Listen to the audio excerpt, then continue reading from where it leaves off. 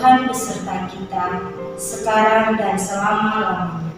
Inilah Injil Yesus Kristus menurut Matius. Dimuliakanlah Tuhan.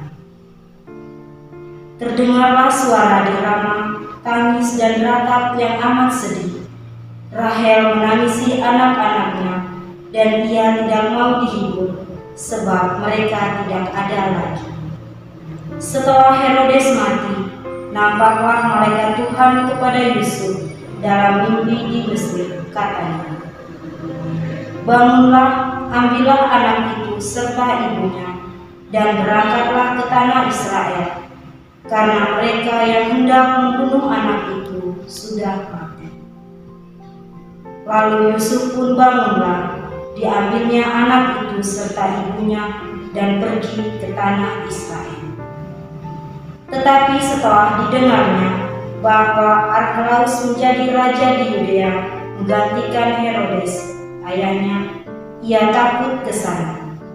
Karena dinasehati dalam mimpi, pergilah Yusuf ke daerah Galilea. Setibanya di sana, ia pun tinggal di sebuah kota yang bernama Nazaret.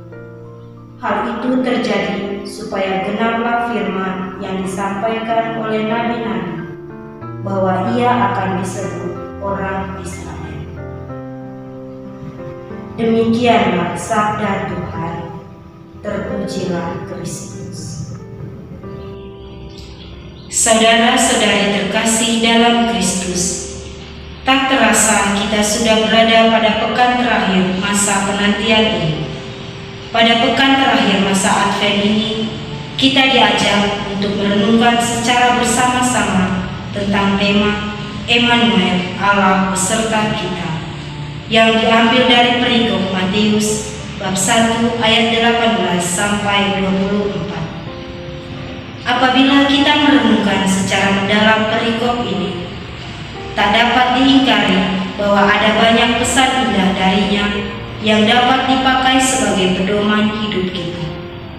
Satu hal yang sungguh menarik bagi saya dari kisah ini adalah di mana ia dapat membantu kita untuk meneropong kembali sejarah hidup kita masing-masing dan dinamika dalam membangun relasi kita dengan sesama. Disadari bahwa sejarah hidup kita masing-masing ternyata sangat berbeda. Ada orang yang sejak dari rahim ibu hingga dewasa tidak mendapat begitu banyak kasih sayang dari keluarga dan sesamanya. Hidupnya sangat susah dan merana. Atau ada orang yang lahir dan dibesarkan tanpa kehadiran ayah dan tanpa mendapat penyambutan layak dari keluarga. Sebaliknya, ada orang yang sejak dari kecil hingga kematian tidak banyak mengalami pengalaman sulit. Hidup berkecukupan. Orang tuanya telah menyiapkan segala sesuatu untuk masa depan hidupnya. Dalam menjalin relasi pun demikian. Ada orang yang begitu mudah membangun relasi. Ada pengertian, dialog, dan dukungan. Sebaliknya, ada orang yang meskipun sudah menjalin relasi sekian waktu, namun tidak juga saling memahami satu terhadap yang lain. Ada benturan, perdebatan, dan perkelahian yang kadang dapat bermuara pada perpisahan. Berhadapan dengan dinamika hidup yang kadang kala sulit untuk dipahami. Apa sebenarnya yang perlu kita lakukan sebagai orang beriman? Bercermin pada Santo Yosef dalam perikop Injil Matius, kita sebenarnya tetap perlu memiliki hati yang tulus di dalam hidup kita dan tidak perlu terlalu gegabah untuk mengambil keputusan. Kita perlu bersikap sabar, bersabar termasuk mencari petunjuk Tuhan. Sebagaimana Santo Yosef, ia tetap memelihara ketulusan hatinya, dan dalam ketulusan hati itu, ia ingin mencari kehendak Tuhan.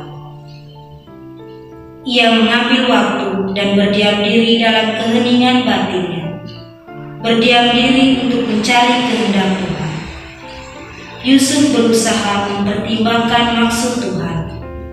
Dalam keheningan itu, ternyata ia dapat mendengarkan bisikan Allah.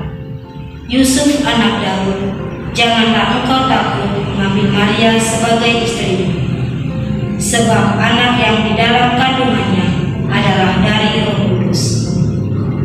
Maria akan melahirkan anak laki-laki, dan engkau akan menamai dia Yesus, karena dialah yang akan menyelamatkan umatnya dari dosa mereka. Kisah ini sesungguhnya ingin memperlihatkan kepada kita semua bahwa dalam situasi apa saja, termasuk pengalaman yang menantang sekalipun, kita tak pernah ditinggalkan oleh Allah. Justru sebaliknya, Ia selalu ada beserta kita. Ia hadir dan menemani kita di jalan hidup ini dengan beragam cara. Terkadang Ia hadir dan memberi petunjuk bagi kita melalui orang-orang yang ada di sekitar kita. Ia juga hadir dan meneguhkan hidup kita melalui alam semesta beserta sabdanya. Nama Emmanuel akhirnya tidak sekedar nama, tetapi sungguh-sungguh adalah keberadaan Allah yang selalu ada dan beserta umatnya. Dalam hidup ini, doa dan meditasi dengan tulus sesungguhnya merupakan jalan yang dapat membantu kita untuk dapat mendengarkan bisikan Allah yang selalu beserta kita.